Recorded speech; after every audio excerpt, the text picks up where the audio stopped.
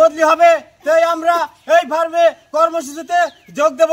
যতদিন পর্যন্ত বদলি না হবে এই ফার্মে অব্যাহত থাকবে কর্মসূচি একবারে। আমার কাজ করবো 30টা, কিন্তু বেতন পাবো হয়েছে 22টার। এই জন্য আমাদের একটা আন্দোলন চলে।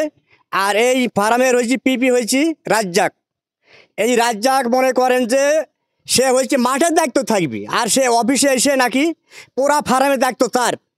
এইবার আমার সর্দারদের ডেকেছে যে আমরা টাকা আপনাদের অ্যাকাউন্টে মানে বিকাশ করে দেব। সর্দাররা বলেছে যে আমরা 22টা কাজের টাকা নেবো না, আমার কাজ করবো 30টা কাজের টাকাই নেব। এর ভিতরে আবার রাজ্জাক নাকি সে চুরি করে আমাদের বিকাশ টাকা দিছে 22টা কাজের। তাহলে আমাদের এই যে আরও যে মনে করেন যে 8টা কাজের টাকাটা কে দেবে? এই টাকাটা কি রাজ্জাক দেবে না ডিডি দেবে? এইতে আমরা আন্দোলন শুরু করেছি। এই আন্দোলন পরিপক্ষে এই রাজ্জাকের বদলি চাই। রাজ্জাক এই ফার্মে থাকবে না, এই ফার্মে থাকলে এই ফার্ম বদলি হবে, অসাল হয়ে যাবে।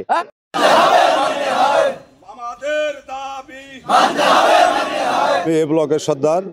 আমি সকাল 6টার সময় আসছি লোকজনকে কাজ দেব বলে।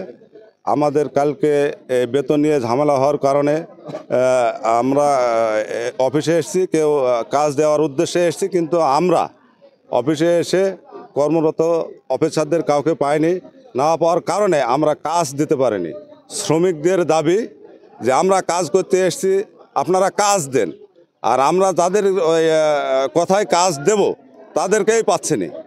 অতএব তাদের দাবি হচ্ছে যে আমরা এখানে 2টা পর্যন্ত বসে থাকবো, আমাদের শ্রমিকদের সমস্ত হাজিরা সবাইয়ের হাজিরা দেওয়া লাগবে। তাই আমাদের শ্রমিকদের দাবি তাকে এখান থেকে অপসারণ করতে চায়। যতক্ষণ পর্যন্ত সে অপসারণ না হবে শ্রমিকরা এই খামারে কাজ যোগদান করবে না।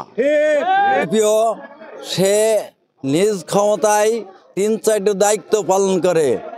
একটা হলো অ্যাকাউন্টেন্টের দায়িত্ব পালন করে, একটা হলো পিপিওর দায়িত্ব পালন করে, একটা হলো স্টোর কিপারের দায়িত্ব পালন করে। এই চামচা ভারতের থেকে এসে এই খামারের চাকরি নিয়ে সে আমাদের জনগণের প্রত্যেকটা ক্ষতি করছে। রাজ্জাকের বদলি